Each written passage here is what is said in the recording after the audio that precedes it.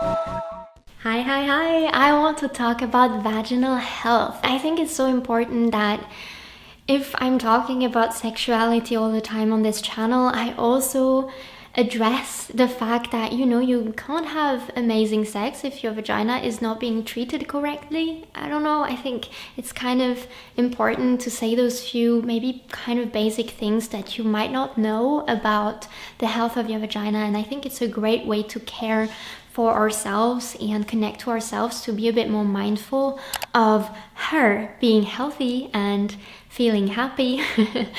And so the first thing I want to talk about is actually a tip of something you can take out of your routine of whatever you do, and it is to not use soaps and deodorants for the intimate region. Even the ones that are made for the intimate region often have the wrong pH. So if you want to use a soap, a vaginal soap or something like that, then you want to do a little bit of research on which ones are actually good for that area. But the vagina is a self-cleaning part of your body, and you don't need to put anything in there. You don't need to clean your vulva with anything, and water will actually be just fine. If you are using a random shower gel, switch to something that is made for the vagina and do your research on what exactly will be a good product, and maybe try to not use anything and to realize that she smells just as great, she's happy just as well, because she's actually a self-cleansing part of your body that just needs a bit of water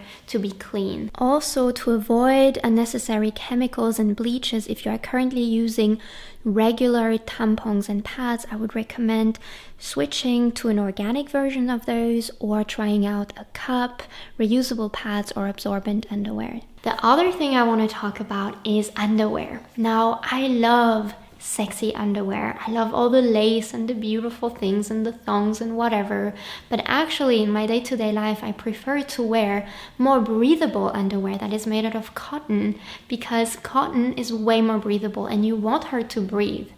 So maybe switch out some of your underwears for some pretty cotton ones that will allow your vagina to have a little bit more air coming through, because she likes to breathe. And it's a really good thing you can do for her, especially in summer when it's really warm and you're sweating a lot. Also allow her to breathe at night. You can sleep with only a shirt on or completely naked, but if you're cold you can put on a shirt or a nightgown and let your vagina breathe. If it's all tight and warm and moist, you might get bacteria and yeast infections way more easily. My next tip is diet. A healthy diet will usually also mean healthy body odors and a healthy vagina. Often eating a lot of sugar is just not super healthy for her either. The basic diet that will make you healthy will make her healthy as well. My next tip is about your pelvic floor muscles. You want strong but relaxed pelvic floor muscles. Some women have weak pelvic floor muscles. Some women have extremely tensed pelvic floor muscles. Some women have weak pelvic floor muscles because they're constantly tense. So what you want to do if you have weak pelvic floor muscles is train them with a yoni egg or an alternative to the yoni egg, and do squeezing and releasing for 15 minutes or something, or 5 minutes the first time you do it. Just squeeze and release against the egg and really allow yourself to do the releasing part as well. Do not use a yoni egg if you currently have an infection, if you're pregnant, or if you're on your period. What you can do if your vagina is too tense is consciously breathe into her, relax her, and even give yourself a vaginal massage. And then there's the thing when you are constantly stressed, that you might actually constantly having some tension in your lower belly and in your vagina and in your anus as well, and constantly hold on a little bit.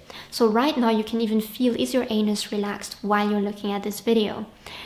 And if you're constantly holding on a bit of tension, your muscles might actually be kind of exhausted from the constant tension, and so you might think that your vagina is maybe not strong enough, but she's actually constantly tensed and therefore is feeling exhausted. So what you want to do again is give yourself massages, consciously breathe into her, consciously relax her, and then you can move to yoni egg exercises if you want, or even do squeezes and releases without putting anything inside of her, and just experiment with feeling her, because the difference between squeezing And releasing will help you to release more. Just like there is a way of relaxing the body where you squeeze all your muscles and you release them, because the difference between the squeezing will actually help the muscles to really relax. So it's something you can do to relax your vagina fully, is to squeeze first and then release. So this is a quick way to keep your PC muscles healthy so that the blood can flow there. Because when your muscles are super tense, there's not much blood flowing. And when they're really weak, you will have less sensitivity and maybe also difficulty with orgasms. So strong but relaxed. The next tip I have is to have a good blood flow. So the first thing is to get your pelvic floor muscles working, and by squeezing and releasing, you can actually increase blood flow in your vaginal region.